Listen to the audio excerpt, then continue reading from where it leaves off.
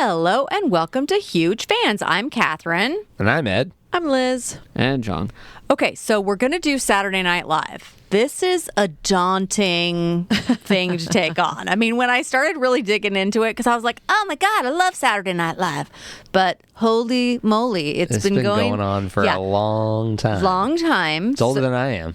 Yeah, I mean, it felt like, ooh, there's so much history and there's so many cast members come and gone, and there was just a lot. I don't know. And then I did start to think about, when did I become aware of Saturday Night Live? Right. I certainly wasn't aware in 1975 when it first aired. Yeah, it's 47 seasons. Yeah, I was a child, as we all were. Mm-hmm. Well, it's also like, that's not the vibe at the Kilmont house. There is no staying up until 11 o'clock to watch anything. No, even later. Even Claudius wasn't on that late.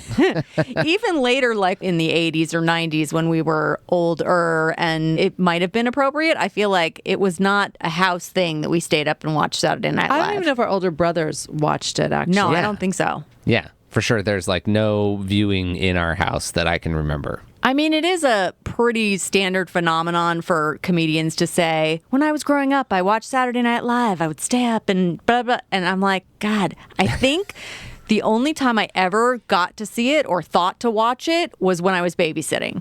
And then I was like, oh my God, I'm making so much money because they're coming home so late that Saturday Night Live is on. It was more like, when are they ever coming back? Yeah, if sometimes. I'm watching Saturday Night Live, especially after the first musical break. You're like, oh my God. And you're like, ooh, midnight. It's late now. Yeah. So the first thing I did was a little bit of a history. I was just interested in how it got going. Mm-hmm. And Sure. I think it's interesting that Lorne Michaels, who's Canadian, he had been a comedy writer, written on a couple of things, a Lily Tomlin thing, a Flip Wilson thing, Laugh-In. I mean, he'd been doing some stuff, but not a lot, I guess, is what I'm thinking.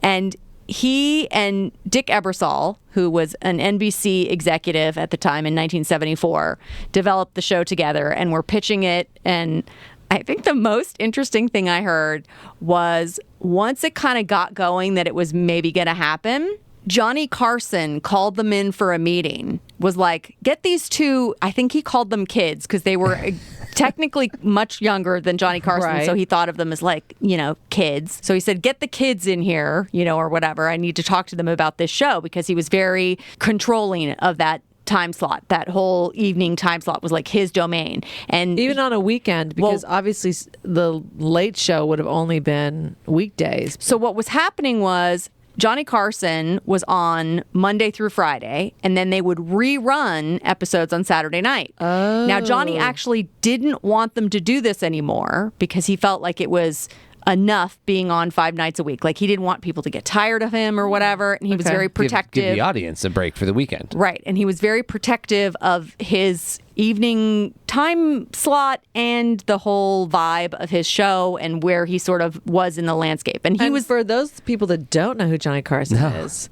Jimmy Fallon is the current version of that show. which actually Lorne Michaels is an EP on that. Yep. Which is interesting. Anyway, okay, so you've got Johnny Carson, who is literally the king of late night. Mm-hmm. And he says, get these two guys in here because I want to talk to them about kids. this show that they're trying to do. And it's funny because I think he was concerned that it was going to tread on his exact toes, right?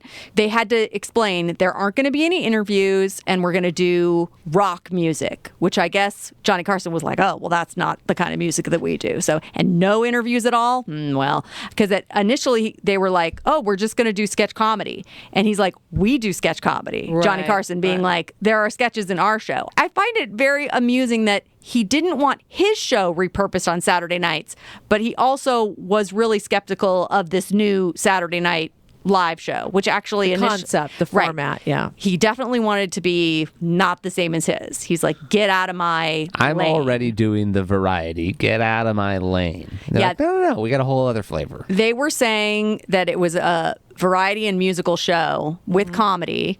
And, that was the other thing. Johnny Carson was like, he didn't want them stealing all the comedians that he had brought up through his show because he basically felt like he kind of, mostly stand-up. Yeah, made them. But I think he was concerned that if you say comedy, it could be comedians that you're going to pull. So, and also, I would imagine in the same way that he was worried about diluting his brand by having so much of it available on the weekends, then having those comedians on their show dilutes it for his show. You wouldn't want to watch him twice. I can't remember what it's called. I think it's like the 21 and 8, which is some kind of deal where if talent, being a comedian or an actor or whatever, they couldn't be on another show 21 days before Johnny's show or 8 days after. Like, that was the window. Mm-hmm. You had to be 21 days before Johnny's show. You couldn't be on anything else, and 8 days after. I think it was 21. Well, I mean, that still exists today to some degree. I mean, I've had to help book talent, and there are some shows they will not follow somebody. Yeah, for sure. Now, 21 and 8 is a long stretch. Most people are just this was a different era. 24 hours. Yeah, I mean, exactly. Sometimes it's like the same day you're seeing people. Yeah, it's a press junket, and basically the talent. It's more who gets first position. Just right. That. It was interesting to hear the sort of behind the scenes of what they had to do to even make it possible to happen, and that Johnny Carson, he had to give his blessing. Yeah, he was concerned just because it was like, he didn't want it to be in his lane, which it wasn't. And initially they weren't even clear on what their concept was, so they had to really steer around like, well, no, definitely it's not going to be that because Johnny doesn't want it to be that. So, and then it won't happen if it's anything close to what Johnny Carson is doing. If we're trying to do a late night show and the king of late night doesn't like it, I don't know that we're doing a late night show anymore. Right. I think the other funny thing is apparently ABC had a show with Howard Cosell that was called Saturday Night Live with Howard Cosell, so they couldn't use that name. So they had to call it just Saturday Nights or something like that. Oh, and initially it was just Saturday Night? Yeah, Saturday Night. It was not Saturday Night Live. And then during the second season, I guess either Howard Cosell's show ended or whatever. And then they were able to add the live. Yeah, they were able to take over that name. Because that was what was so groundbreaking, that they actually were doing it live. Yeah. I mean, this was a different era of television, so it wasn't the only thing that was live. But I mean, Saturday night at 11 o'clock is crazy to do a live show. Which is actually, I think that's pretty funny. It's such a iconic name in the show to have the word live in it. Yeah. That was a big get for them. And to be doing that is yeah, but 20 years earlier, that's exactly how it was done. It was all done live. Yeah, I think so. The resetting the bar was wow, it's amazing. No one's ever done live TV before. Actually, that's exactly how it was done originally. Yeah. Well, I mean, there was definitely taping of stuff. So, yeah. I mean, it was pretty innovative that it was going to be live and comedy, and of course anything could go wrong, which is the attraction of it. Yeah, I think it was called NBC's Saturday Night, which is okay, that's kind of generic. That's really on the nose. Yeah. Well, we couldn't be too specific. We're doing a lot of stuff on the show.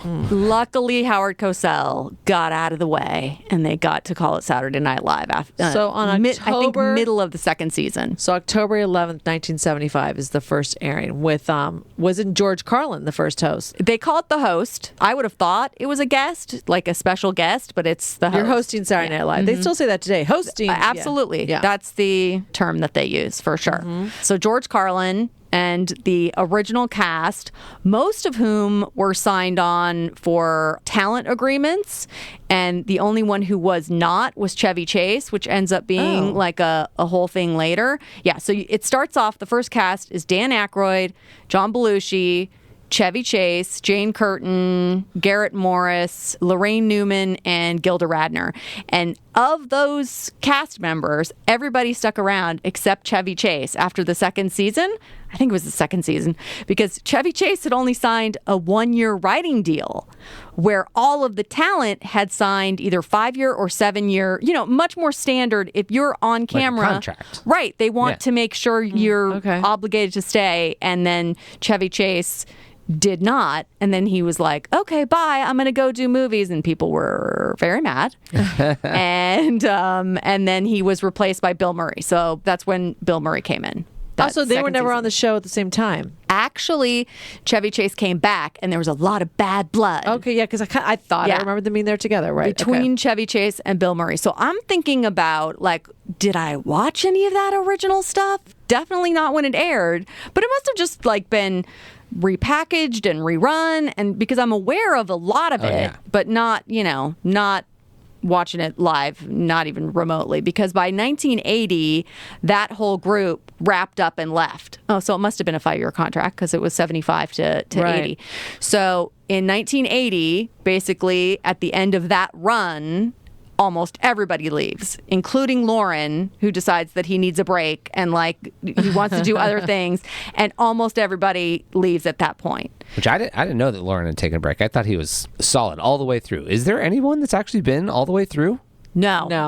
Dang it. Someone probably made it a really long time and then died. Well, we can't say that. There might have been a crew member. Oh, yeah. Right, Well, that's what of I'm saying. course. There might have been Some lighting someone guy. that, you know, Somebody who writes the cue cards. Who yeah, knows? we're not For aware. sure. And the musicians, some of them have been around for a very long time. That makes sense but too, for Man, sure. That guitar guy has been there Well, it's funny because No, that guy is relatively new, like a 10-year stretch. Al Franken was in there in the beginning too. I think he was more as a writer. 77. 77. Yeah, I think he started as a writer and then transitioned to the news desk. I think that was his main thing. I mean, I'm sure he did sketches as well, but that was where I remember him from. Apparently, he did 77 to 80, came back in 86. I think that was like a limited thing. And then 88 to 95. Yeah, so Al Franken's been an interesting presence kind of throughout. But So it yeah, was a clean slate in 1980. And then that's when Eddie Murphy came in, correct? yeah, so that Right. was Dick Ebersol, who was still with NBC and an executive. There was also a woman. She had been an associate producer. Jean Dumani, I think is her name. And they elevated her. And Nice. I guess Lorne had wanted Al Franken to do it, and they were like, no, and they gave it to this other woman. But it did not work out great, that whole 1980s situation. Eddie Murphy is the only standout. Well, I mean, that's maybe not the only standout. I mean, certainly the only global superstar. Well. But I mean, it is that 80s are really it's 80 through 86. Give you the best, like, it's so many weird people that you never really think of in association with Saturday Night Live. Yeah, Yeah. because that 1980, I still love Joe Piscopo's Frank Sinatra. Oh, yeah, Oh, for yeah, sure. yeah. So, and I think either he pissed off Frank about that, like he couldn't say he was doing Frank Sinatra. And Gilbert Godfrey was part of that year too. It just seems like such an odd, but and the rumor was they passed on Jim Carrey. Whoopsie. Well, It's never crazy. Yeah, John it's- Goodman, Pee Wee Herman, which was Paul Rubens, and Sandra Bernhard. And I think Andy Kaufman came in and started to contribute that year too as well. So, I mean, 1980s was like, let's turn it all upside down. Yeah, I mean, I think that was partly because they lost their whole ship's captain and all of their main crew members. I mean, there was a real upheaval that happened, and they just were trying to figure out a new way. And I think there was also the rethinking of the idea of using established comedians, which, Well, that was the 1984. Like, all right, we're gonna use established people like Billy Crystal. right. Now, the woman, Jean, who was basically the producer, she only lasted 1 year. And then Dick Ebersol came in to And help took the it back show. over, Okay, yeah. Mm-hmm. And he, once again, sort of turned upside down the cast. But Eddie Murphy at that point was definitely like a knockout. Like, or Oh, yeah, he was the he find was the of breakout the find, star for sure. yeah. And so that was and once again, I don't think anybody in our house. I remember wanting, because it was such a buzz, to watch Saturday Night Live because of Eddie Murphy doing his characters, hot in hot tub, and all the various. You wanted to watch it. Yeah, I feel like that was when I started to become aware that other people were watching it and wanting to watch it beyond just when I was babysitting. Right. I mean, I'm sure I'm not aware of SNL at the time, but I know how old I was and roughly around the time period where Eddie Murphy is starting to come into my time frame, like 8 or 9 years old. I'm starting to find him funny. I mean, Coming to America's around that time period. Trading Places, which is 100% like I got in trouble for knowing that movie even For sure, existed. for sure. So there's a little bit of like, oh, I think he's funny. I like funny stuff. I definitely don't know what that's about. Right. I'm 8. Yeah. Well, Yeah. It's a little early for me. but it all still exists. Like, you can watch the old sketches. And Oh, you yeah, can, yeah. So it's funny to realize, like, oh, yeah, I probably didn't watch it then, but then I somehow watched it later. And then they still rerun stuff now, like vintage SNL. And you're like, oh, what? Okay, that's Well, yeah. When really you go back, old. there are cast members. One of my favorite Broadway actors, and she's done quite a bit of TV as well, is Christine Ebersol. Oh, sure. I saw her in a Broadway production of Grey Gardens. She was a member of Saturday Night Live. Yeah. I have no memory of that. And that's crazy to think that was somewhere on her resume. But, she's been around New York theater for so long.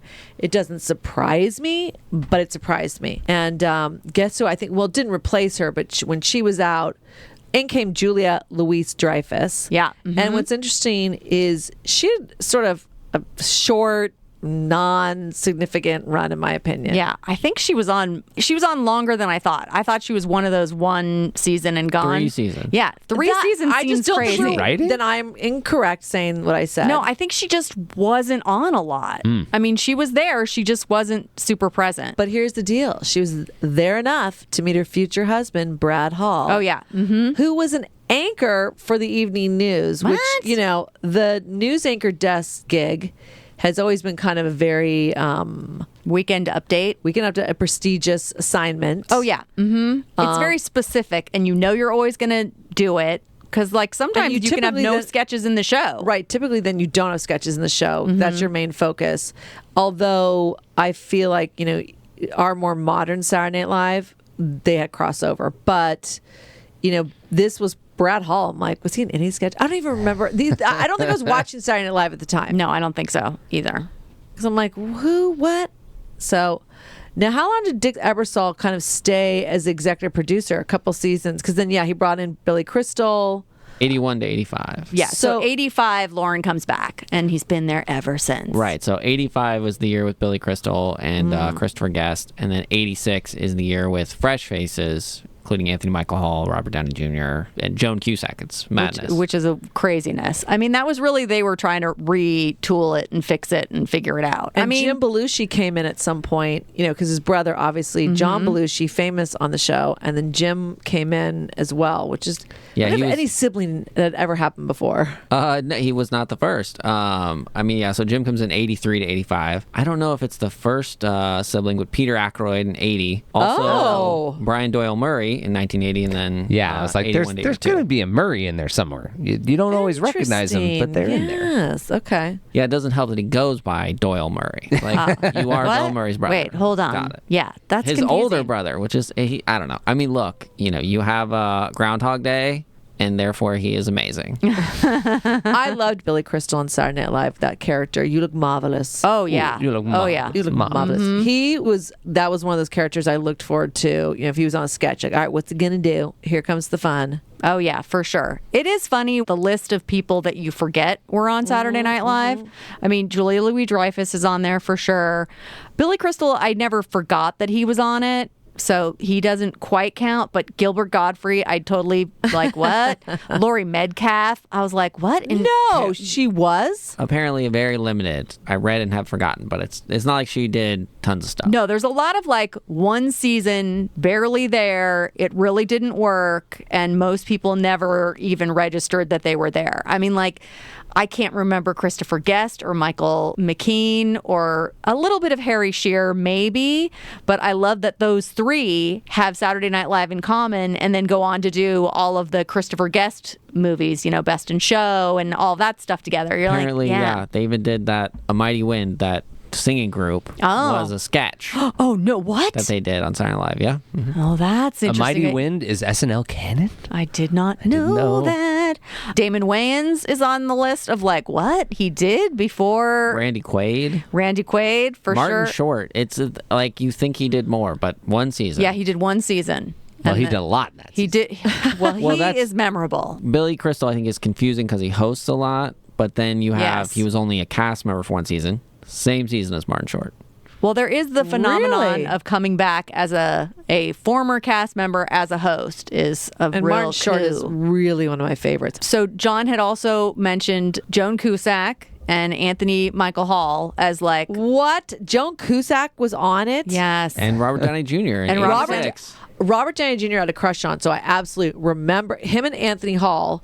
And the story is Anthony Hall basically said, listen, they're asking us to do it. Like the audition's almost like a gimme. Let's go do it and have fun. He said it was like the craziest year of their lives. Like it was just flying by the seat of their pants. But I'm like, just to have that experience is awesome. But listen, they were of the era of Weird Science, all that. So it was like, hell yes, as a teenage girl I was watching, because it was like crushing hard on them. But they seemed out of place. They did. Yeah. I will say Anthony Michael Hall seemed a little more comfortable back then doing it.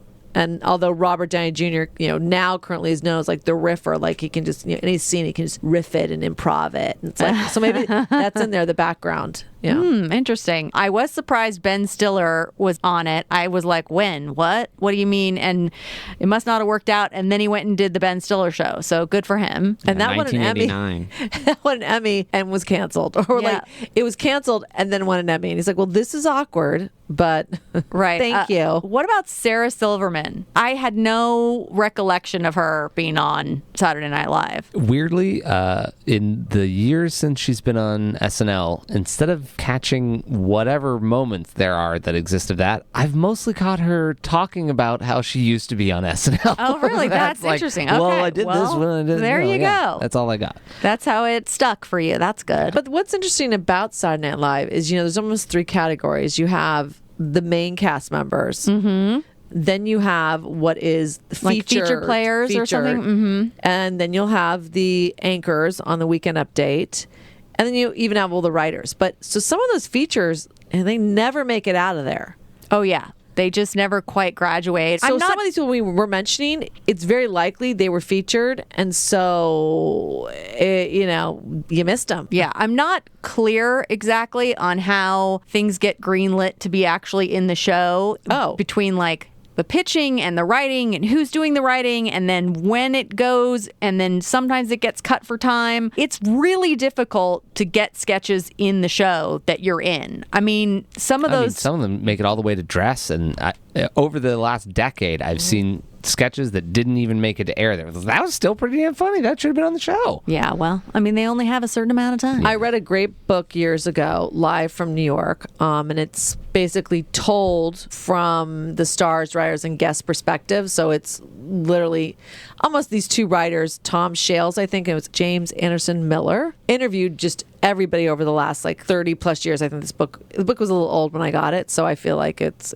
not that contemporary. It's not the exact current. It gave you the environment of what happens at Studio 8H, right. Rockefeller Center, and it's really a complete grind of insanity of where the writers room where you're pitching ideas, and there does absolutely seem to be a hierarchy, there just is. So there's a hierarchy of the head writer. Then, you can say that this is not high school, but it sounded like it was. Yeah. Whereas you have your favorite or favored, table of writers and performers. And then, the factor we're forgetting is the guest host. So then the guest host comes in and they will have ideas or things that they want to bring to the table. Now, not every guest host. Some guest hosts come in like, just what are we doing? Yeah, give it all to me.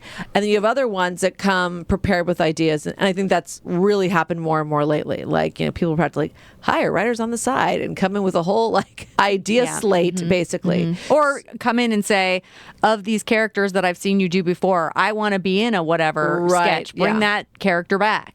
So I think, you have that initial come in and pitch meeting, and Lorne supposedly goes around and has everybody pitch ideas. And depending on if he, basically laughs, which I guess is rare, smiles or tells you to go, you then go on with your writing partner, your writing team, or the actor that you want to star in your sketch, and you start hammering it out for like days. I mean, it sounds like a 24-hour craziness. It's bananas, and for then sure. Once it starts to get narrowed down what the sketches are, it's like, that's where, Ed, you're going back to like, has anybody been there the whole time? There has to be costumers, there has to be set decorators and makeup artists, because for sure. They're true artists. Recently, I'd say the last 5 seasons, I even turned to Mark because we watch it now. Our son loves it. He's 14, so a lot of it hits right in his funny bone. I'll say, God, that set they put together or that costume, like they're wig really people. They're really still like the wigs. The wigs. Yes, it's amazing to me. The and wigs. how quick change, because having Dove Live Theater the quick change is insane. I mean, you have to have a dresser. There can be dressers there for 30 plus years. The pullback that they do nowadays in the last, I don't know, decade-ish of the being able to see the production as they go to a commercial break, you can see them breaking between Not sets. even. I think that's only a couple years, and I love it. Yeah, it is really insightful. You're like, oh, they're both facing not each other. They're facing other directions. Yeah, it's neat to see. Yeah. Or sometimes it seems like it can't be an extension of the sketch because you'll see them like walking away and you'll see people walking up to them like, let me take off this clothes while you move. And you're like, this is crazy. Well, I think that's real. Yeah, that goes back to the dressers I was talking about, because in order to get them from one scene to the other, typically,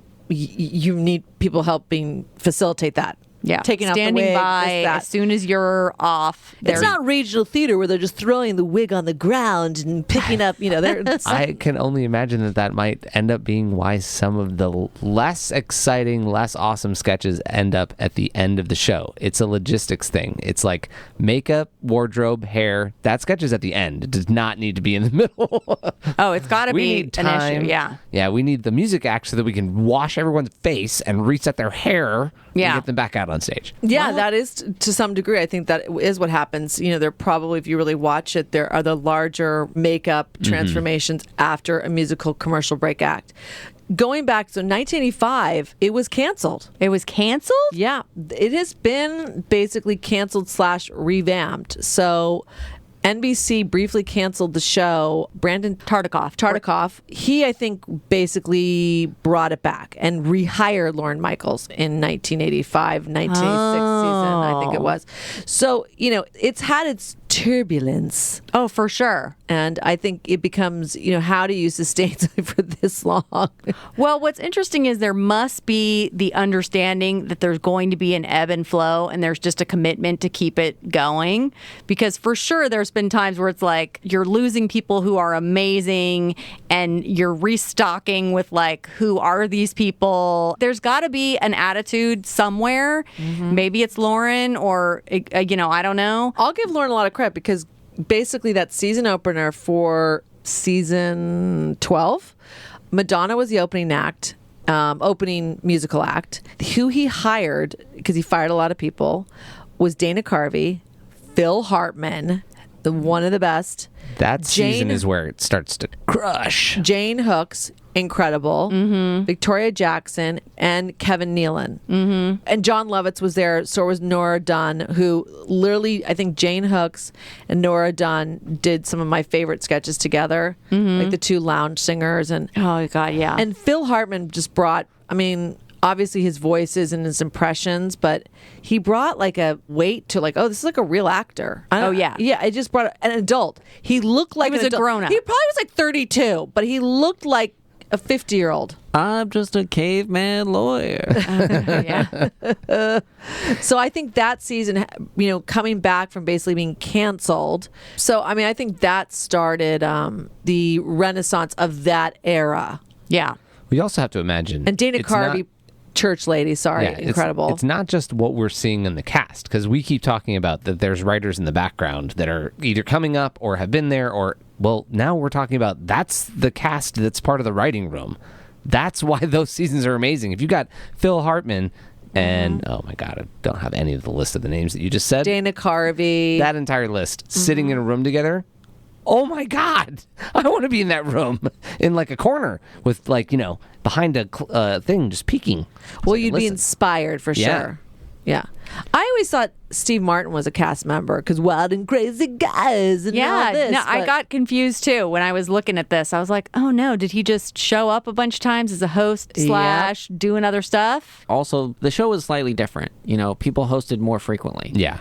Steve Martin hosted 5 times in a year and a half. What? Okay, that's a little bit ridiculous. And, Buck Henry with 10 hosting also did his first 5 within 2 years. I think part of the initial pitch was it was going to be just a revolving door of the same host, like a short list of the same 3 people. hosts, and then it fell apart. Yeah. And then they were like, oh, we're not doing that, I guess. Okay, whoops. Oh, that's interesting. It is also interesting when you're like, oh, show ideas and concepts evolve based on what we can do and what people are allowing us to do, including Johnny Carson. One of the things I thought was sort of sadness, but in 1988, Gilda Radner passed away. And I think it was the year before she was going to come on as a host, which was not normal, especially women, where it was that they would come on and host the show, but she had to cancel because that's when she found out she had ovarian cancer. Terrible. Yeah. So, I mean, and she was one of those geniuses, when you look back and look at Bob Wattas and comic genius.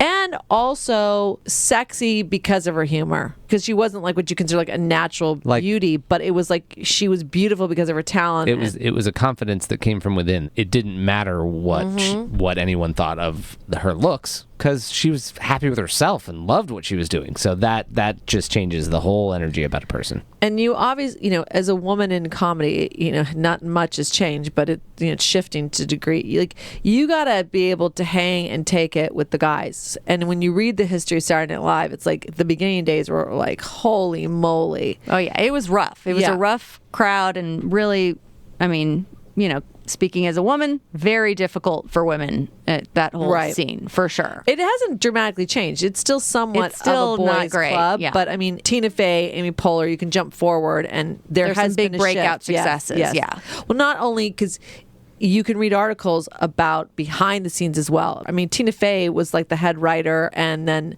Weekend Update for years. So there was opportunity for sure. It just, the odds of the numbers were sort of against you. So it took a very strong personality to kind of break out. Yeah. Now, Al Franken, it's funny because he's kind of peppered throughout. Some of you may know him as the ex-senator, but where it started out was he was a staff writer and performer. And he did that one sketch, which I think is still pretty much alluded to this day, where, he looks in the mirror and it's like, you're smart enough, you're good enough. Do you know what that one is? Oh, yeah. Stuart Smalley. Stuart Smalley. That was actually, I did a little side tangent look into how many original characters from Saturday Night Live were made into movies. And that was one of them. Nice. That was that was made into a movie? Stuart Saves His Family or something like that. Yeah, I am going to need to see that because Harold Ramis directed it. What? Oh, okay. Some of the movies you'll totally remember. It is a weird, funny list. But Stuart Saves His Family, I think it was 1995. It's a little confusing because, even now, if you're looking at broadcast television, you're seeing Lorne Michaels' name all over the place. Everywhere. But that's not quite Saturday Night Live. So they're slightly different. So the list of movies is a lot shorter than you think it's going to be, because it's like, well, yeah, but then Lorne and all these people who worked with him, he's now getting credit as a producer in all these other places. But that's not the same thing. I basically just went through Lorne's IMDb, and when I recognized a movie that was absolutely a character from Saturday Night Live, I was like, oh, okay. MacGruber, yes. Ladies Man, yes. Superstar, yes. Night at the Roxbury, Wayne's World, Coneheads. That was the list that I came up with. And Blues Brothers. Oh, Blues Brothers. Nope, skip that. I didn't see that. I mean, not that I didn't see it, but I didn't notice it or flag it.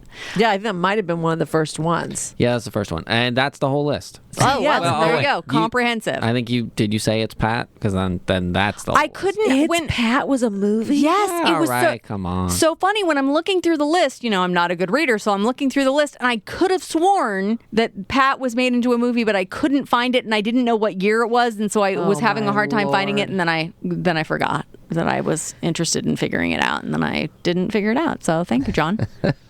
Now, the 15th season, two notable things for me. Mike Myers, one of my faves, becomes upgrade to full status because he'd just been a featured player before. And, he really, I think, breakout star, obviously. Then Christopher Walken did a sketch, The Continental, which is probably still one of my favorites. Oh. It's just him directly to camera. And the camera is supposed to be a woman who now, talk about un-PC, not PC today, is basically trying to leave his apartment and he won't let her. Oh, I do remember the sketch now. It was so genius because the cameraman, it must have been hilarious to be in studio to watch it. I know. That's I wish we had a behind the scenes step outside of it. But, it's just one of those things now, today, it's like, oh, God, I don't know how that would be received today. But, Christopher Walken that was a surprise where you're like, what is he going to bring to the table? Cowbell. I was just going to say, is Cowbell from no, his... not his, it wasn't yet. This with Continental was some of the foreshadowing the greatness that was to come. But it was a future hosting. Yes. Christopher Walken hosting, but it was later. This was also where I think I started to watch it and understand that they were always poking, prodding the political environment. Because John Goodman did the sketch as Linda Tripp. Molly Shannon, she played Monica Lewinsky. Now Monica Lewinsky, the person, the real person, has said how hurtful that was. Oh, yeah. Because, what she was going through, and then to be like, oh my gosh, it means sent up. And Linda Tripp has said how hurtful it was that basically John Goodman played her in drag. But, and John Goodman, tell me everything on the phone. No, I'm not recording you. It was so brilliant. But it, for my younger person, made me realize, like, oh, you're going to learn something in a funny, unique way about politics through this lens. What's up with New York having all sorts of attitude about telling you about politics? They're trying to make jokes. The New Yorker is famous for the single frame hilarious political petarding. And there you go with Saturday Night Live. Absolutely, they've been doing that for a long freaking time. I'm jumping ahead a little bit, but one of my favorites all time is, "Are you ready for 180 pounds of Janet Reno?" Oh, God. Oh gosh. Geez. Will Ferrell. And it was brilliant. So, listen, I did, and Catherine, you took classes there at Groundlings here in LA, which is a huge casting pool for Saturday Night Live. And I remember one of the first things that I'm sure they've been telling these people for I think Groundlings has been around 40 years. It's almost been around as long as Saturday Night Live. They probably tell this to everybody, as a woman in comedy, you're always on an uphill battle against men because you can put a guy in a skirt and it's immediately funny. Which hopefully we're moving away from that. Now, but yes. But Saturday Night Live, I think, did do a very good job of both sides of that happens. Well, I think recently Kate McKinnon, great example of she's been playing You could do Rudy Kate Giuliani and what has Edie Bryant been playing? Oh, Ted Cruz. But no, Melissa McCarthy doing Spencer was out of the ballpark. But I actually think one of the first times that I really remember nailing it, and I'm drawing a blank on her name because we're not into the later 90s, early 2000s. But Harry Potter was played by short, and she plays one of my favorite characters. Rachel Drash? Yes, and she's like, wah, wah. That's one. But she played Harry Potter in the Lindsay Lohan sketch where Harry Potter is basically discovering sexuality because Hermione, played by Lindsay Lohan, went away for the summer and came back with huge boobs. Just so funny. So yes, I think, the world sort of shifted, but yeah, that's the costuming, that's the characters. Sure. It's great.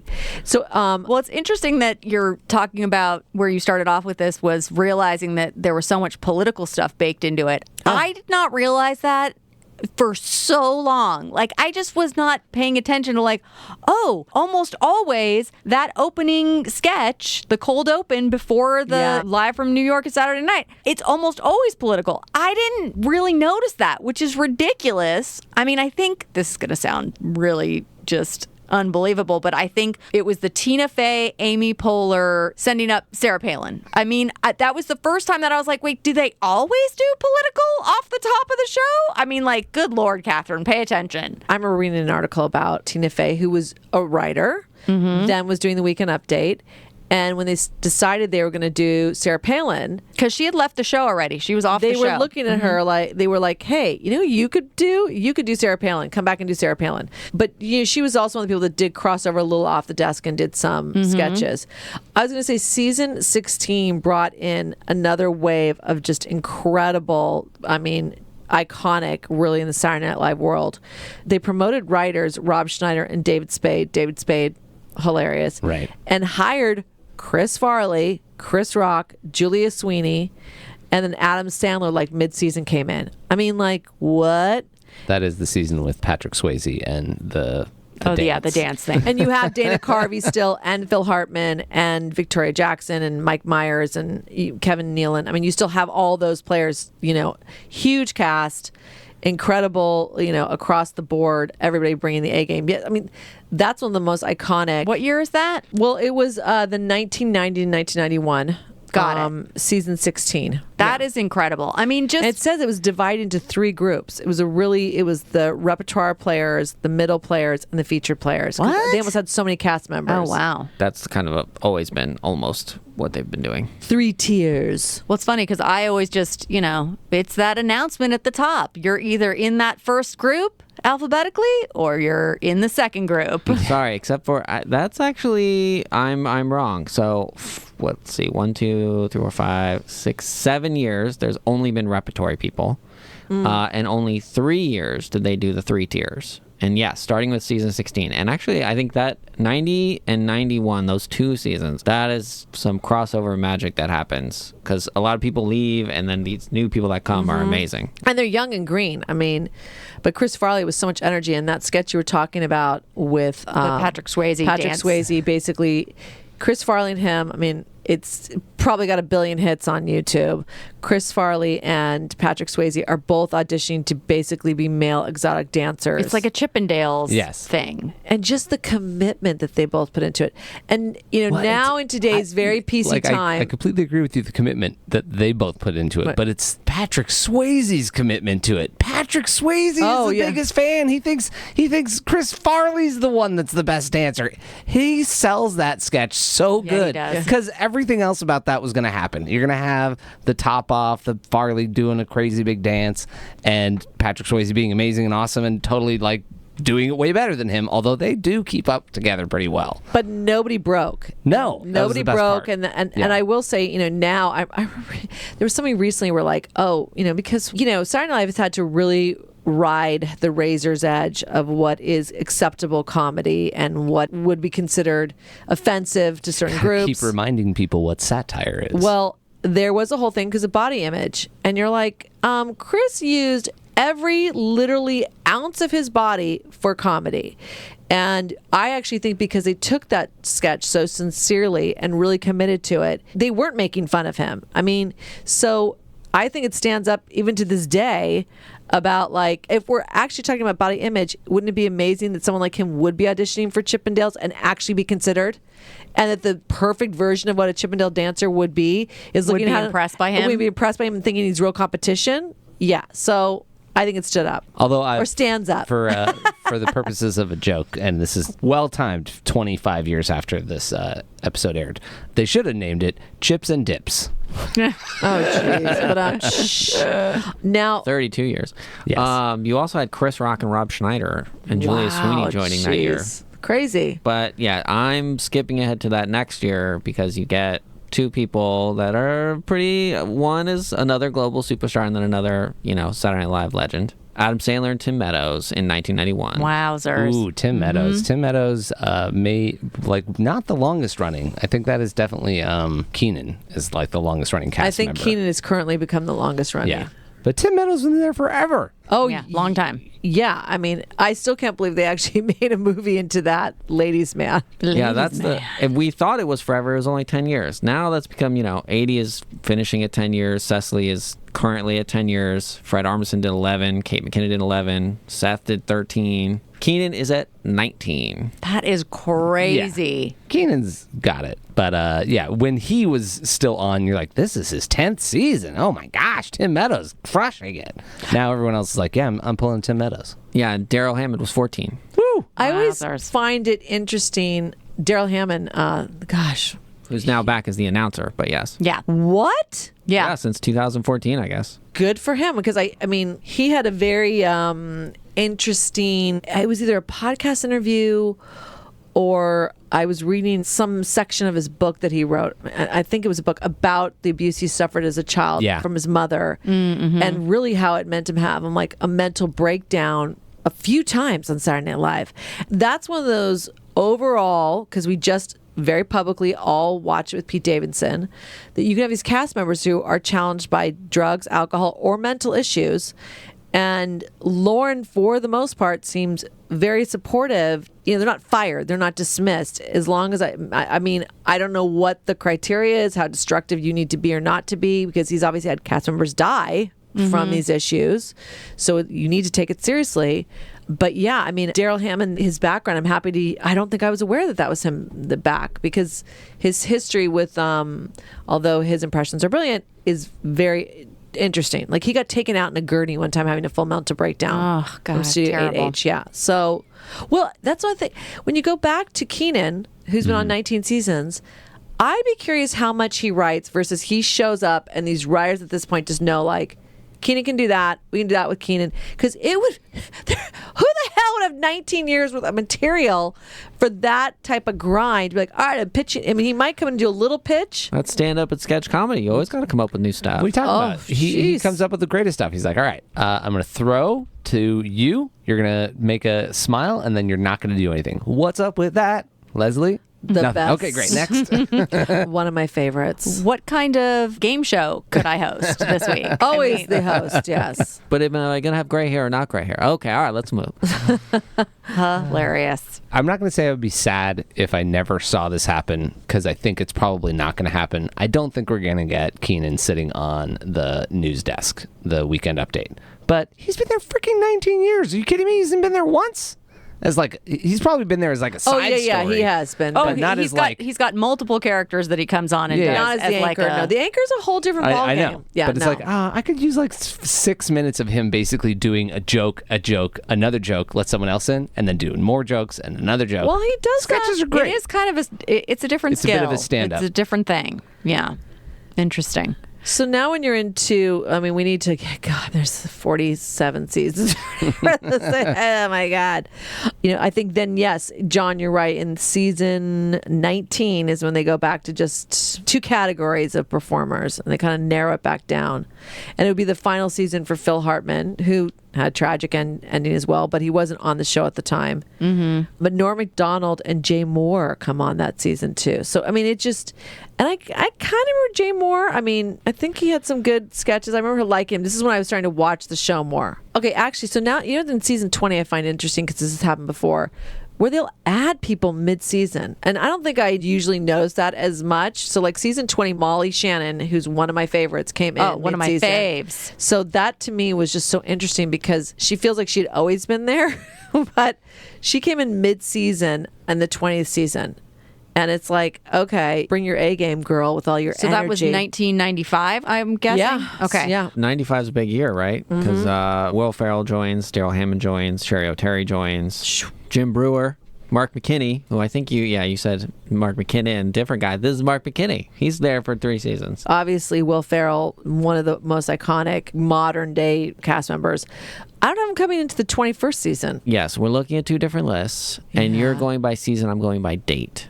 Then don't go by date. Sorry, I'll stop talking. No. Well, I too am going by just date, meaning like he started in 1995. Which would have been the fall of 95, which puts him in season 21. Lucky 21, Will Ferrell. Like school years. Half of the season at the beginning of the year and the half season at the end of the year. Yeah.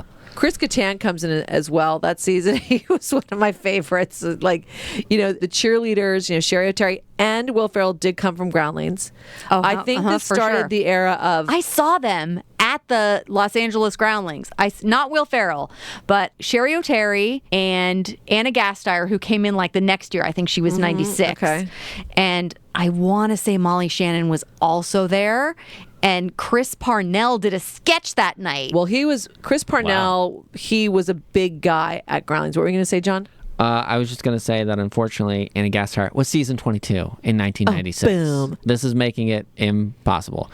But what we didn't say was also 1996 in 21st season, Colin Quinn. Oh, Colin Quinn. Well, so the Groundlings, like I said, was such a casting or breeding ground for Saturday Night Live. It was a pipeline in. If you wanted to be considered for Saturday Night Live, Second City was another one. Second you City could just for be a sure. stand-up. You could also be an actor that did a lot of impressions or characters. But Groundlings was a big one. And Will Ferrell and Sherry O'Terry did the cheerleaders. Sherry O'Terry did the Get Off My Porch.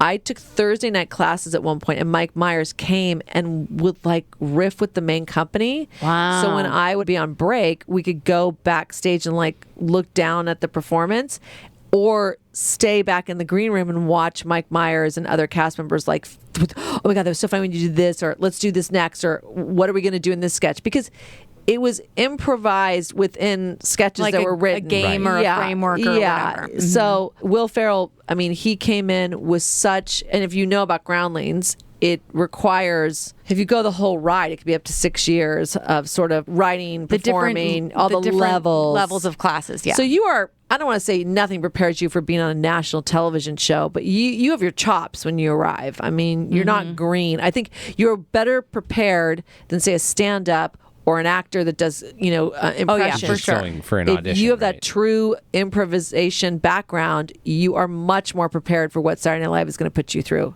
Because Yeah. they have, one of the levels at Groundlings is the writing, and you have to be writing sketches if you were on Saturday Night Live. Yeah. We forgot to bring up John Lovitz. He was one of my favorites. Yeah, he's part of that. His last year was 90, so he just got to crossover, but apparently didn't cross over with Sandler. I would have totally thought they were there together, but Oh, no. right. Now, so, I mean, this cast, Will Ferrell was there how many years, John? Do you have that factoid? 7 seasons. Yeah, I feel like this cast was a pretty solid cast for a few years. I don't feel like there was that much change up. Like Jim Brewer came in, Tracy Morgan comes in. Yeah, he comes in also season 22, and then no one comes in the next season, and then you have in 24 you got Jimmy Fallon and Chris Parnell finally. Oh, and Horatio Sands. Now, yeah. Now, well, Chris Parnell, the voice, and he came from Groundlings, and Jimmy Fallon and Horatio, those were all feature players. And Jimmy Fallon, I'm just wondering if we're all in the same mindset. What is one of the one things Jimmy Fallon did notoriously? He broke. Every single scene. sketch, couldn't hold it together. Not the most important. I mean, he was Mick Jagger. He was, I don't know, the Boston high school kid or something. Come on. Yeah. The Barry Gibb talk show, wasn't that him? Oh my God, it's the best. Yeah, I mean, yeah, the best. So no, he found an amazing rhythm. He was definitely one of my favorite performers. But initially it was like, you need to be in the That is background my favorite. because he was a super fan. Breaking. He grew up watching Saturday Night Live and wanting to be on the cast. By the time he got there, I think he probably was having outer body experience the whole first season. He probably was just shocked. And supposedly he imitated Adam Sandler in his audition to Lorne Michaels to get the part. And it's like, wow, that is ballsy. So Well, I'm going to do something I know you already like. Here's some Adam Sandler for you. this is going to look familiar. Well, he likes to sing funny songs, so Yeah, well, so perfect. Now in season 25, John, Jimmy Fallon's the main character, and they bring in Rachel Dretch. How do you pronounce her? I say Dretch. Is it Dratch? I've heard her pronounce it Dretch and- Drash. Drash. So in season 25, Rachel Drash. comes in along with one of my favorites, Maya Rudolph. Oh, Maya Oh, Rudolph. yeah. Yeah. Yeah. So then, I mean, you are just all cylinders are going. I mean, and she was also from the Groundlings. I mean, Wait, when is Amy Poehler then? I thought Amy Poehler was. not yet. I think she's coming in very, very soon. Oh, I thought she was a year before. Now, Tina Maya Fey is Rudolph, but the head maybe writer not. at this point. Season 25 is Jimmy Fallon, Will Ferrell, Anna Gasteyer, Daryl Hammond, Chris Kattan, Tim Meadows, Tracy Morgan, Cherry O'Terry, Chris Parnell, Colin Quinn, Horatio, Molly, Rachel, and Maya. Wow. Okay. So you're now starting to get what was one of those resurgent eras of like, oh, this is. I mean, that this is incredible. This When is you list truly that worth cast, watching. it's Yeah. amazing. Mhm. Molly Shannon the next year retires. but then the next year you also get Tina Fey. Tina Fey has now brought a Weekend Update because it was Colin Quinn was doing it. It was Jimmy Fallon and Tina Fey, which is almost a throwback into Jane, you're a slut. Or Yeah, the original Jane that it was Curtin two people. and Yeah. Dan Aykroyd, I think, was the one that said that to her. Yeah. What I was trying to figure out, I was like, wait a minute, okay, Jimmy Fallon, what are the famous things? And I was like, I got confused about Dick in the Box. I was like, no, that's Andy Samberg. And I was like, no, there is Justin Timberlake crossover because Barry Gibb talk show. And then it's also, what's the tofu, whatever, when they Taking on down to vegan town. There you go. I will give a shout out to who I love, Chris Parnell. He was fired season 26. What? But Lorne Michaels admitted he made a mistake and hired him back. And yours, I saw him in the mall having lunch with somebody right after it came out he was fired. And I'm like, God, what a bummer. And I remember loving his voices and all this and that. And I didn't want to He go. is amazing. I do didn't want to love go up him. to him and be like, hey, we were both in Groundlings, not same levels or at the same time. And you've been awesome on Saturday Night Live. Sorry about getting fired. But he was rehired. So victory in the end. Do we not know why he was fired? Because they always just mix stuff up. And I will see. say, Just like Lorne Michael will look sometime During at cast archetype. Yeah, he'll changeover, look yeah. at archetypes and go like, I have the dad. I have the every Will guy. Ferrell. One of the things he says, like, he always played the simmering, about to explode and lose his shit father. Well, do you I need? drive a Dodge Stratus. Yeah. Do you need 4 people Who can do that? Do that? No. So it becomes like, what are you bringing that another cast member does not have? And you're looking at pieces of the puzzle, and if you go, oh, wait a minute, you two are too similar. I've got that covered. Yeah, I think that And might have or been it. someone doesn't have their slightly almost simmering about ready to burst dad on deck. And you're like, I need that guy back, actually. Yeah. I'm Turns out I missing need that. him back. I need that puzzle piece back. So the next season, when comes in, both, which, came a long time, Amy Poehler and Seth Meyers were really the wow, big yeah. ones. Now, Amy Oh, wait, Poehler, can I just say this one little Yeah. anecdote Yeah. about Tina Fey? Having been a writer, she was very nervous, actually, about being on camera. Like, she didn't think that was her Did you read her spot. book? I did. Yeah, that I mean, I listened was to great it, yes, book, but yes. she was great. It was great. It was a great book. And she's sitting there on the desk. They were testing her out. Like, okay, well, give it a shot. And she was like, oh, okay. And she can't read the teleprompter. And she put on her glasses. She'd never worn glasses before that. And then they were like, oh, this is good. This is it. This is good. This is Oh. really good. Was this a And then she bit? was like, We love really? it. Okay. And she's like, now I wear glasses, apparently. And I also, mean, she had the hot for teacher vibe a bit. It was like, 100%. oh. In her book, she gives a great story that it was a boys' room, but she was the head writer, wrangling everybody. And Amy Poehler came in with such confidence. And she comes from Second City world. yeah, she does. Chicago, and she had such confidence coming in. And Jimmy Fallon interrupted her, and Amy Poehler said, "Hey, shut the fuck up, Jimmy." Bam. Nice. Good for you, girl. Tina went, "Oh, Best friend for life. a confident, strong. I like it," but then did it in a way that everybody kind of laughed, and Jimmy was like, "Oh my god!" Like, because Jimmy notoriously is a very nice guy, so he was like, "Oh my god, okay, like, whoops, I just welcome back Cotter," which I think he did that character at one point too. But so I think he may slip into that when he's apologizing, actually. this is what I called the girls' club started, because you had Amy Poehler, you had Tina Fey, Anna Gasteyer, Rachel, and you had Maya Rudolph. This became the era of, I think, extremely, like, the cast, in my opinion, started to be led by the women. Yeah, good for them. And it's so funny, so talented, bringing such strong characters. I mean, Amy Poehler just... God, it just makes me think of Amy Poehler being pregnant, dancing on the deck. Like, remember, she was... Yeah, Yeah, it was like she's about to pop, basically, and she's finishing off the season on the anchor desk with Tina Fey, and just like gets up and like dancing in her, and just giant pregnant belly. Like, good I for think it her. goes back to the word I said. It was like they had such confidence in their performing that, you were having fun with them because clearly they were having a blast. Yeah. And they were owning the sketches they were in and the space they were in. I can't wait, believe is that- Baby Mama didn't spawn from a sketch or a character? Because that for sure felt like that dumb teenage, Yeah. I mean, although Lorne is listed as a producer on it, because Right. basically anything that anybody from Saturday Night Live does, he's involved. Maybe. Now the next season. Wait, I just wanted to Yeah. clarify if anybody remembers exactly how this went down. So was Tina Fey anchoring Weekend Update with Seth Meyer, and then Seth Meyer left, and No. then Amy Poehler came on? No, Or- it was originally Tina Fey and Jimmy Fallon took over for Colin Quinn, and they were the two co-anchors for the Weekend Update for a significant amount of Yeah. time, for quite a few years. And it wasn't until now we're into season 28 where you have Seth Meyers is joined as a featured player along with Fred Armisen Ooh, nice. and Will Forte, who is one of my favorite people ever. Oh, he's the greatest. Yeah.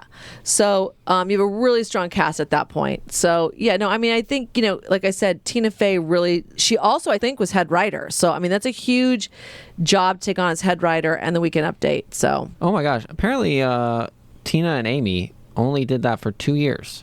What, Did Weekend co-anchored? Update together. Together? Yeah. Okay. And then after that, it was 2 seasons of Amy and Seth. yeah. 2.5 seasons. It goes, as she said, Colin Quinn, then Jimmy and Tina for like 4 years, however many seasons, and then Tina and Amy for those 2.5 seasons, and then Amy and Seth. Now we're, like I said, I know. I Really, was just John? going to say, really? Really? That was one of their big Really? hits. Really? Now, really? really? Sorry, Tina and Amy 2 seasons, like I said earlier. Then Amy and Seth, 2.5 seasons. So, thank God you but cleared this, that like up. I said, this sort of group stayed around, the solidness of Maya, Amy, Tina, Jimmy, Rachel, Seth, Will Forte, and now you have Fred.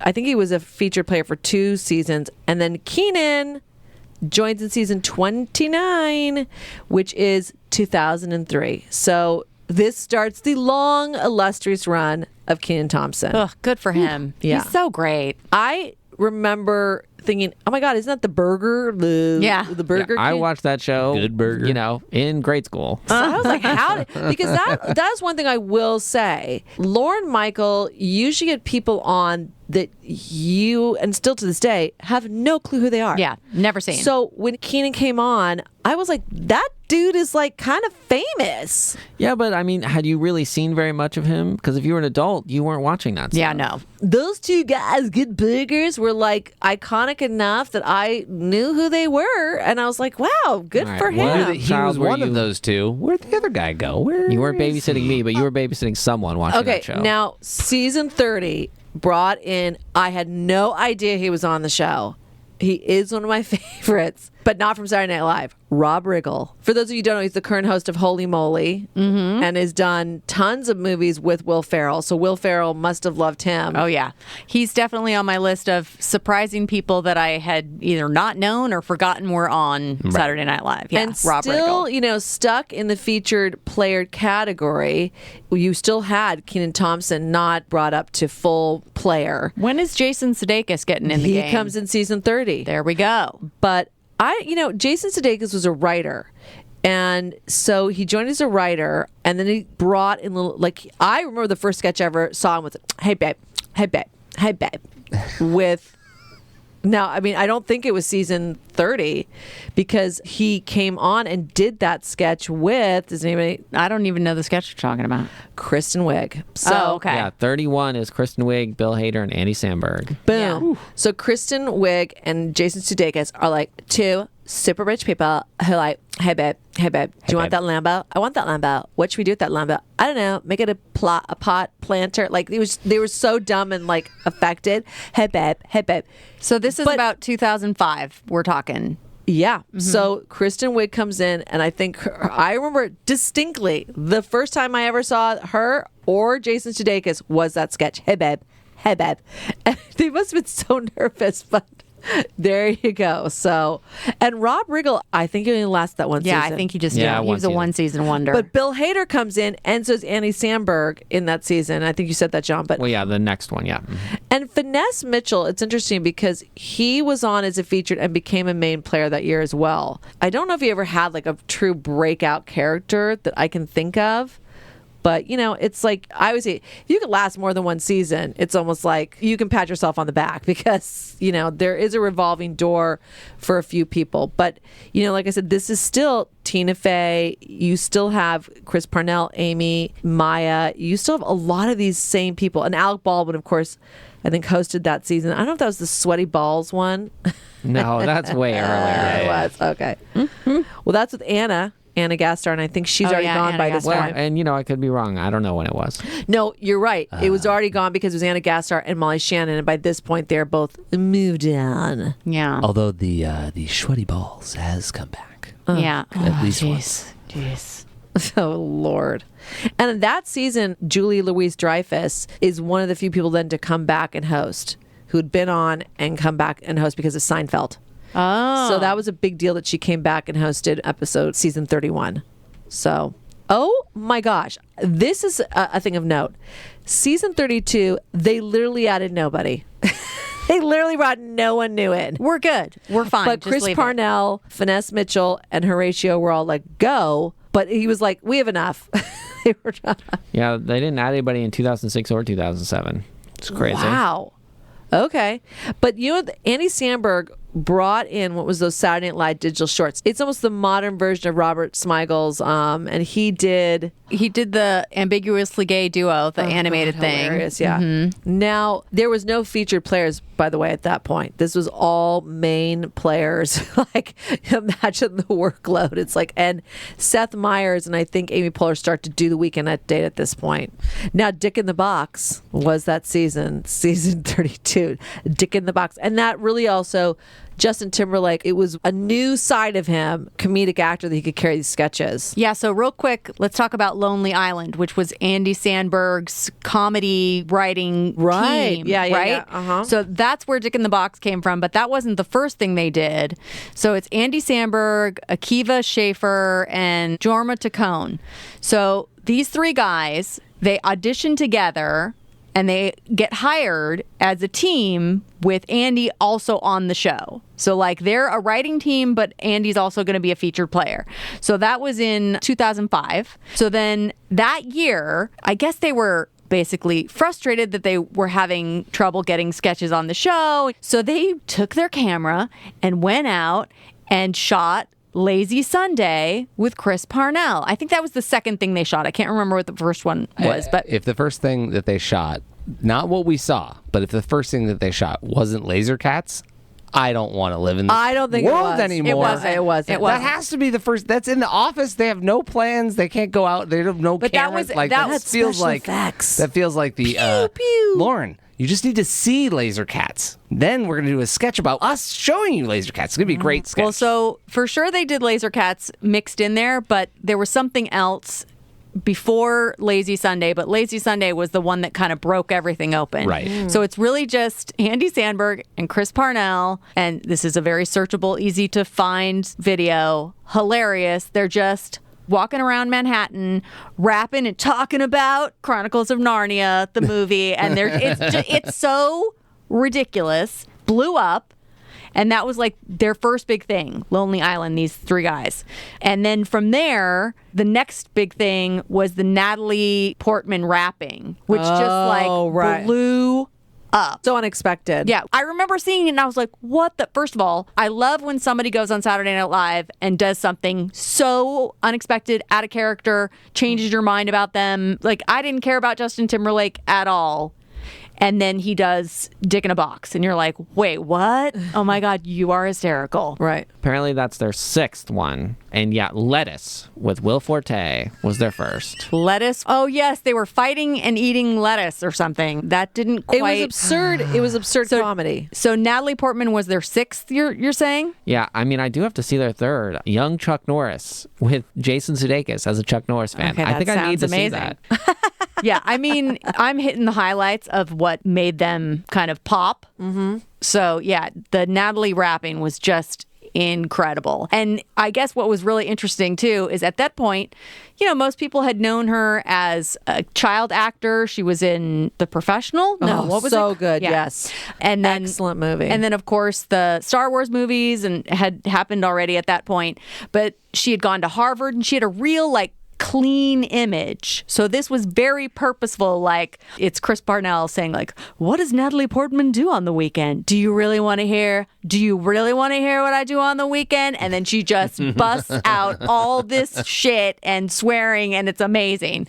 Anyway, that was one of the big breakout things for them and what kind of turned it. And I think also probably validated the digital shorts for Lauren. Oh, yeah. Like, okay, this can be a component. Because now they're a regular, because it used to be mostly sketches. They would not cut away to something pre-taped very often.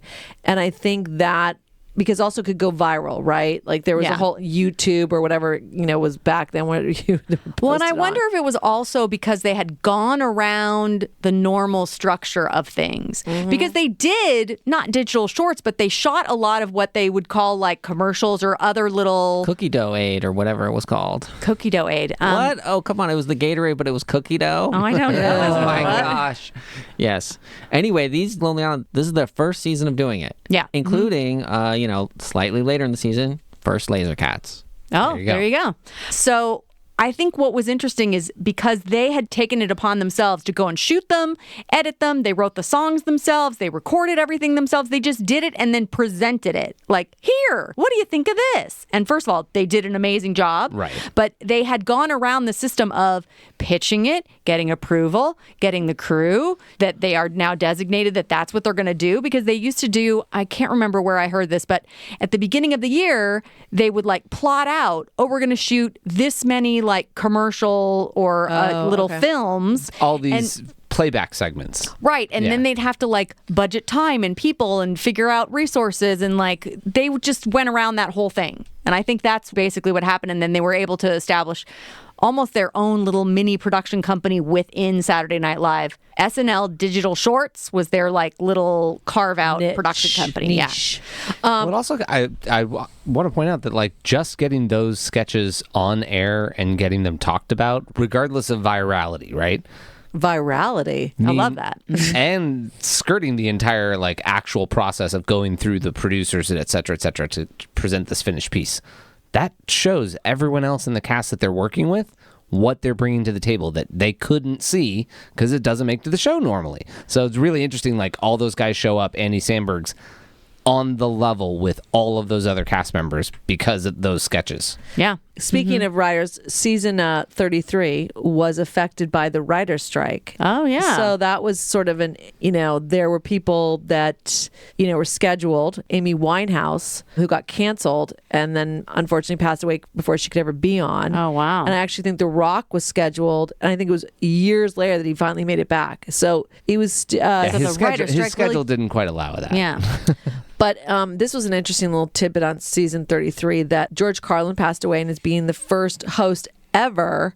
They reran his episode, which Elliot Page was supposed to be the host of, and they did a rerun instead of George Carlin's original episode. And that year, they only added one new person. It was Casey Wilson to the cast. Oh, I loved Casey Wilson. Yeah, I think she was a great. good addition for quite a few years. Yes, John. I think it might have only been 2. Okay, I'm like, fact checker, what's wrong now? Oh, and I wanted to correct one thing.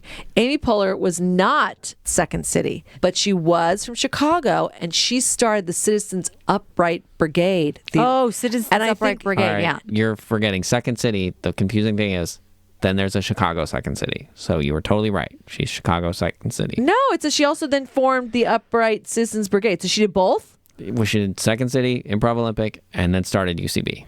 Holy moly, the girl lived in the improv world. So I was right. Forget my correction. I was right the first time, but I wanted to add those points. I There want you to go. correct myself by including more information. to make it more right. Ye Lord. So, let's keep it moving because we're got a lot. I don't think we need to do every single can't. That's what I'm season. saying. I think we need to jump to some high points. Like, let's just jump right to Kate McKinnon shows up. Wait, there is one thing we got to bring up because it goes back to the sibling thing. Abby Elliott comes on in 2008. That might be the first parent-child combination. Chris Elliott, now you might know him from Schitt's Creek. Of course. So Chris Elliott. So then his daughter came on, Abby Elliott. He's one of the one season people, which I was shocked that he was only one season. I had him on my list of, I forgot he was on. And that was a big season, in 2008 because there was a presidential election of Obama, and that was a big friggin' turning point in our political landscape, having the first person of color, Black African-American man, like it was huge. And I think that was sort of a turning point too of looking to Saturday Night Live to be the zeitgeist or their take on the political landscape even more so than ever, especially the president. It's like, who's going to imitate the president? It almost feels like the Weekend Update desk like primed all of the viewers to be ready. Like, oh, yeah, no, we're actually into this. You can do some news. We're into some politics and stuff. politics. Oh, those people are going to be doing the lampooning of the politicians. Yeah, we'll keep watching that. We're into that. Yeah, you can do that now. We're into that again. Okay, so now can we skip to Kate McKinnon?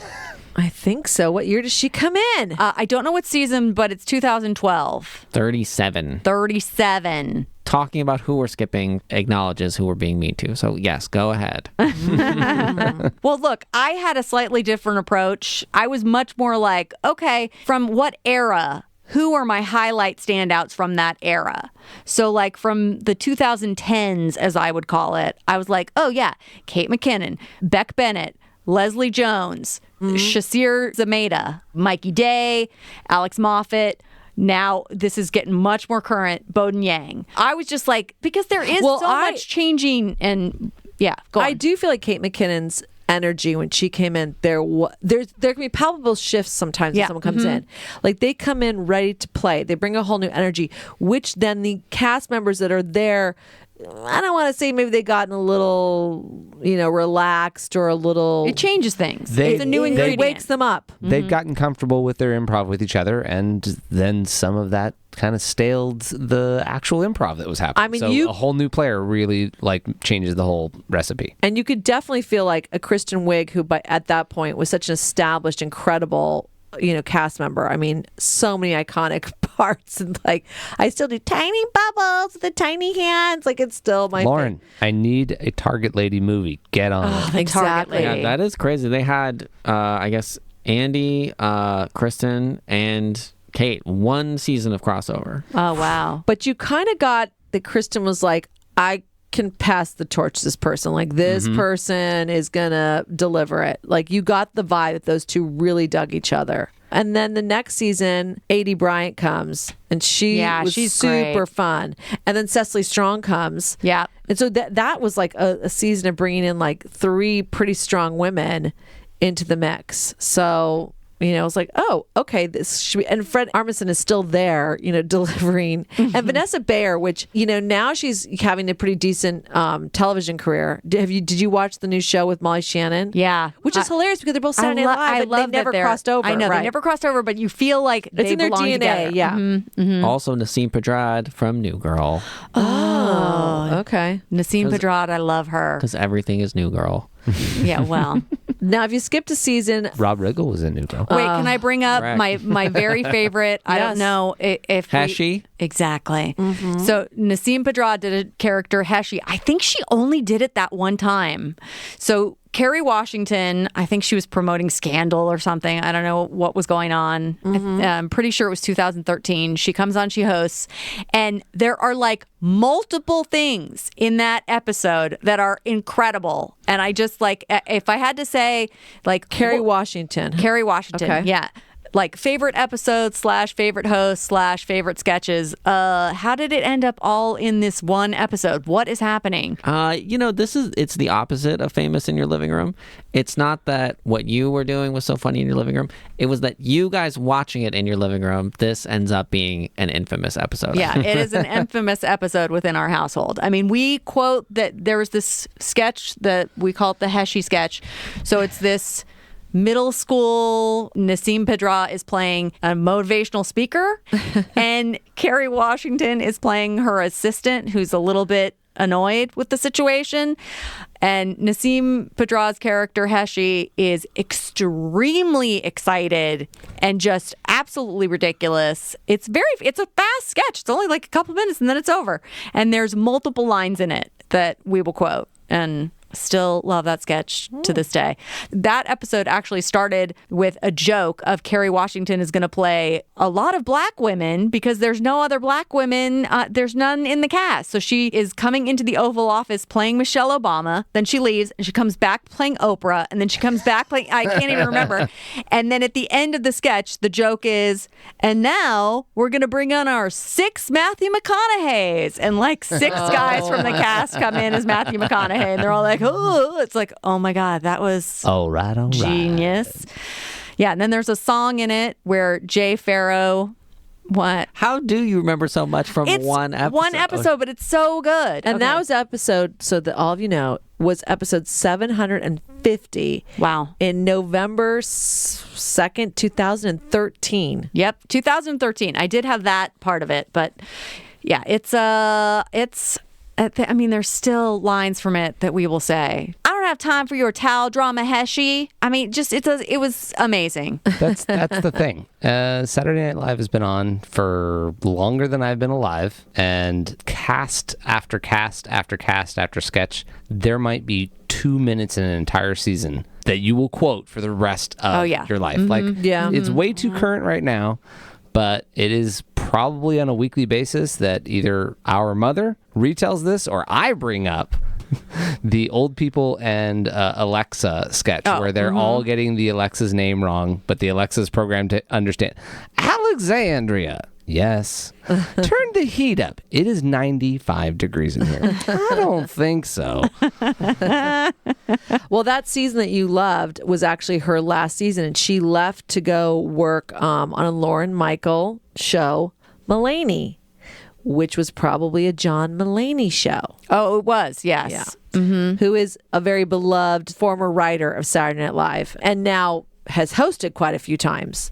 And stand up. Yeah. Yeah. Well, I mean, he's a big stand-up. I think the funniest thing behind the scenes of Saturday Night Live of John Mulaney is he had a very good / bad relationship with Bill Hader. Like, they worked together constantly. They loved writing stuff together. And he would do his, what was the character that he would come on to? The nightclub. The nightclub character that he would come on to the desk. And he would tell you about the greatest places to go in New York. The greatest nightclub ever. John, you have it? Stefan Myers. Okay, Stefan. Because also probably that was during Seth Meyers on the because Weekend they got Update. married Yeah. when they both left. They left and got married in their final episode And together. yes, because Seth Meyers' last episode, which for sure he came on the desk that episode, was this season 39, Okay, so 2014. the little behind the scenes tidbit is that John Mulaney famously would rewrite all the stuff that Bill Hader was supposed to say as that character before he would go out, so he would not have a chance to like look at it or read it or anything. Fresh. So it'd be like John Mulaney would say to Bill, like, "Ooh, I changed a couple of things," and Bill would be like, "Oh, shit, okay, all right, great," and he'd be like, "Oh, that thing about the whatever, I changed that. Oh, that thing about that, I changed that too." So Bill is literally like reading it off the cue card for the first time, trying not to lose his shit. Man. And John Mulaney is apparently just off the stage, like cracking up.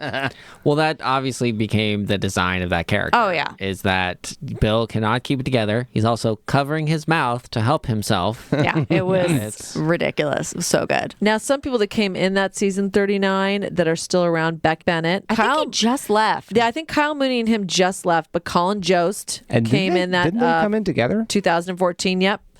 Beck Bennett, Colin Jost, and Kyle Mooney all came in that year, 2014, season 39. And Colin Jost, he didn't start off on the desk, No, but he's a writer. yeah. Well, he also was a featured player. So, Oh, was he? yeah, a little All bit right. of both. And then you have Michael Che start the next year, season 40, and Leslie Jones. Oh, God, love her. I really loved her. I loved her energy. It was like she was just dominated. Like you couldn't really feature player. Like you really couldn't put her in the background. I mean, she was so dominant.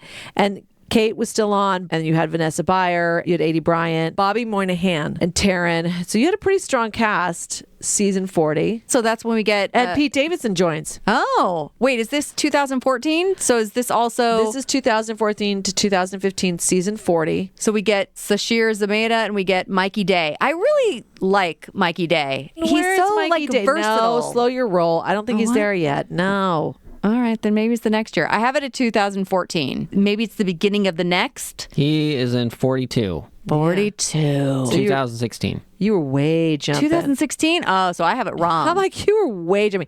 So Pete Davidson comes on, and that goes back to what I was talking about, which was a very interesting run. I mean, he just retired this year, and he made a joke about himself. Like, he could not have dipped more in and out throughout his run. It was like, are you there every episode? Like, it was like, what is happening? And his He dating kinda life took was over- more fodder Yeah. than anything else. I was going to say, he kind of took over a little bit of that Lonely Island spot. He started doing those songs. Like, you Yep. get a song from him, like, probably once a month. No? Oh my God, no, his it's Will just- and Grace one, it was hilarious. Yeah. Yeah. I was just laughing at the fact that, right, if you got 1 out of 4 shows, that Something was on once a month. classic Pete. That's kind of good. Yeah. I mean, what did he have? He had that like real short movies. I want a real short movie. I mean, like, That's pretty recent, Catherine. Take that's- it easy. Okay, sorry. That was recent. Sorry. So, you can fast forward a bit because it does seem like, there's not huge cast changes of huge notes. Now your Mikey Day is in at season 42. Got it. And Alex Moffat, hopefully. Yes, Yeah. yes. And Melissa. Villaseñor. Yeah, she's great too. So, yeah, I mean, That was my announcer voice. Yeah. and that's Melissa Villaseñor. That's a pretty big cast at this point, Yeah. And you have both categories. You have repertory and featured players. Got it. Yeah, it's almost like there's a chorus line in this season. Oh, gosh, seriously. Yeah, exactly. Well, so who... And this started, Alec Baldwin signed on to do the impersonation of Donald Trump, which won him Emmys. I mean, it's crazy. It's interesting because Daryl Hammond, who is now doing announcing, he did Donald Trump, but back in the era of him just being known as a New York entrepreneur. And The Apprentice. Yeah, exactly. So We're pretty caught up. we are. I just want to go around. I mean, I already volunteered my ridiculous favorite episode / guest host / everything. Kerry Washington That one Jeez, episode, I don't know wow. why. I can't believe that is my favorite, but it really is. Like, it just pops up. I know, John, you have a favorite sketch that has come up, which I didn't know about It until is- recently. Oh wait, what? Now I don't know what you're talking about. I thought I was getting called out for my usual Saturday Night Live Which call what? out. What? I'm not gonna No, give it to say you. it. Well, Say I it. want yours first. What? I thought you were going to do Pizza Eater. Yeah. What? What? You're saying that's recent? That's not recent. No, I didn't say recent. I don't know. You said like I just found out about this. Yes, I just found out about it. I didn't know about it. You brought it to my attention. Oh. Multiple years ago, but okay, sure. I mean, look, we're talking Well, about your not- favorite episode is 2013, so So, yeah. After that, yes, the Pizza Eater, Melissa McCarthy's episode. For that reason, I suppose. That was a very funny sketch, and I had not seen it. Do you know what year it's from? Like when? No, I don't know. That was one of those. Because it's Jason Sudeikis is who she's doing the scene with. As a loan officer, yes, Oh God, it's so ridiculous. he has his own pen. Yes, well, Gosh, we got all these old pizzas left in the conference room. I wish we had some way to deal with them. Yeah, I'm just The trying end to. of the at sketch. is the her end of name the- Barb? Barb the Pizza Eater? Barb Kellner.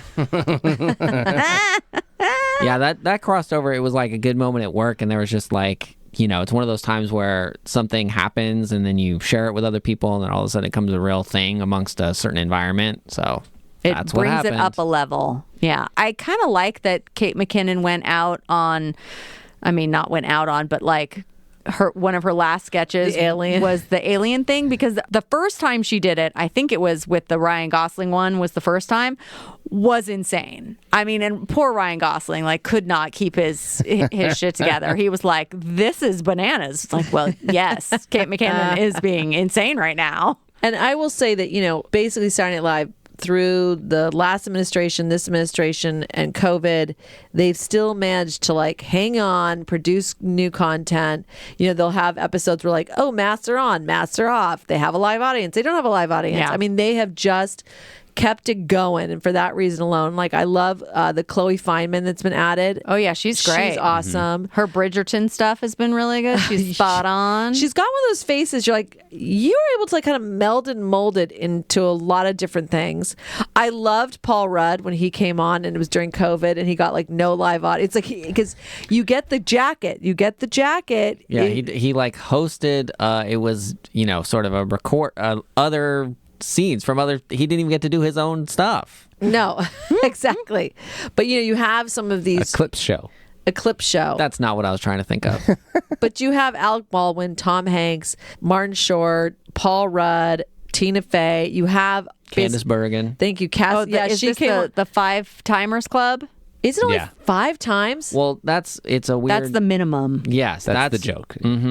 But yeah, some of those people are many more than that. Once Lauren has approved you to come back and host for a 5th time, you get access to the Five Timers Lounge and all the accoutrement that comes with it. I'm sure that's from a sketch. I'm just pulling that. Yeah, that's man. It's an interesting because Candace is only 5, but then Tom Hanks is 10. Yeah. John Goodman is 13. John Goodman's always so good. So I'm trying to think. I mean, there's been so many, because really then the last 20 years, I pretty much regularly watch it. I love anything nightclub singers, teachers, Sure. anything with singing, Will Ferrell, Fred, Anna, Nora. I just, any of those type of characters I love. But the one that I still quote quite often is Amy Poehler, because also you put braces on an adult and make them play like a teenager, awkward teenager. That can get me That's laughing great, yeah. almost immediately. So when Amy Poehler is getting babysat by her stepdad, Rick. I mean, I don't know why. It's Rick, why, Rick? Why would you let us do this, Rick? I mean, it was just, and all of them like trying to be awkward, weird teenagers. And I think Horatio was the stepdad, and he's just like, oh God, go to bed. Like it was one of the simpler dumb ones, but it just to this day I'm like Rick. Like, so I'm a huge fan for multiple reasons because I feel like it's entertained and challenged, and all those type of things. And can you make you cry? Because Kate, I will say, one of my favorites when she would do Hillary Clinton. And when she came on, Hillary Clinton had lost, and she just sat down at the piano. This was unexpected, and sat down and just did a solo version of Hallelujah by herself. It was so, and then said like, we're going to be all right. It was just one of those moments of like poignancy that you had not expected, and that's what Saturday Night Live can do. And listen, you go back to 9/11, right? Can we be funny? I mean, you go back to these moments of where it's supposed to be every Saturday night, and it's supposed to be live. So they have to speak to what's going on in the world, and how do you do that when the world can be so hard sometimes? So I think they have navigated those waters, and there's still 47 seasons. So Ed, sorry, do you have a standout? Do you have one? I did. I had to pull it up to make sure that I got it right. The Taco Town commercial, where it's the taco wrapped in a pizza. But wait, this is so good. Then we took the pizza and we deep fried it. You deep fried a pizza that was wrapped around a taco? This is amazing. But wait, there's more. Then we cover it in 3 pounds of guacamole. Guacamole, that's our favorite. Guys, go. It's like the sketch just keeps going and going and going. It's amazing. But was that one of the commercial ones? It was one of those bit commercials before the SNL digital shorts. It was with Bill Hader. And Bill Hader. Oh my God, I'd have to play the sketch to have everybody's name come back up. But as we were all talking about this, and I was like, oh, what's something else that if it's in my brain, then yeah, I'm going to consider that like top tier favorite. Yeah. Fred Armisen and Kristen Wiig, probably 3 or 4 times making up songs. Oh yeah. Oh God. On the desk. It was so amazing. And we're singing and the thing is, you're supposed to be coming on to promote an upcoming appearance. And Seth would be like, "Well, why don't you sing a song for us?" Yeah. Oh yeah, we've got new material. We're ready for that. Do you want a new song? Is it? We're doing the spring song. The spring song, yes. So, spring flowers are beautiful. Just so good. Wait a minute. This sounds like a song you're just making up right here on the desk. No. That, and I will say one other one that really, because you brought Bill Hader, and obviously we love Barry, is Vincent Price. Oh my God, that was the other thing I was going to bring up, was that we didn't do the Halloween sketches with Vincent Price's guests are coming over. You have to know some of your Saturday Night Live history, because they would do this effect. And so I remember the sketch Phil Hartman did, and it was black and white. And it was like, this is noir. Like, what is happening here? Like, it's elevated. So flash forward to Bill Hader choosing to do Vincent Price in black and white. And it's like set in the time period. Vincent Price is like, this brilliant. is the 1960s. This is how Vincent Price did his Saturday Night Live. And listen, Cowbell will go down, Christopher Walken, Will Ferrell, one of the classics, because you have all the elements. You have full commitment to absurd characters. You're doing the timepiece, the costumings, the wigs. You have by costuming you mean tiny shirts. Yeah, tiny shirts. You have people breaking. Jimmy Fallon can barely hold his shit together in the background. You have the Christopher Walken just like, give me more cowbell, being himself, of being this character. And that's, whenever they all, and tons of cast members, when they do huge sketches with tons of cast members, that in itself is just like everybody all on board for the party. So good. Chris Parnell. That's a pretty good take. Mustaches. Should we do another take? I don't know if it had enough cowbell. I mean, that's where you wanted to be in the writer room. Who the hell? Because some writer was just like driving over summer and like, God, I cowbell. was listening to the song and they're just railing on this cowbell for like 6 minutes. We have to do a sketch about them recording in the studio and it not having enough cowbell to start. And then they just... And who was the cowbell musician that was just like, man, you guys, I really need to be heavily more featured. Cowbell. So, well, all right. So obviously we are huge fans. We are huge fans. Saturday Night Live. It just wrapped its 47th season. It's coming back for 48. Yeah, we lost some good people, so we'll see. They constantly are able to reinvent themselves and bring us new, fun, exciting people that we I bet fall in love with. Chloe, this is my prediction, Chloe and Bowen will be. Oh, yeah. I mean, Bowen has really, in this last year, just been like... Really, bitch. Oh my God, because my son is obsessed with Titanic. Oh, His God. Titanic iceberg was so brilliant. His Oh, it's the bitchy. greatest. How dare you hit me? I mean, we cried laughing. And I've that is He's a amazing. stroke of genius. I don't know if he wrote it, but he performed it in a way that was He just performed the shit out of it. incredible. Yeah. The costume, incredible. All right, so His performance as an iceberg was chilling. oh, there you go. Let's Ed on an Ed pun. So there you go. Yes, so you can leave a review or comment and give us 5 stars and follow us on all of our social media, which is Huge Fans Podcast. Thank you for listening to Huge Fans.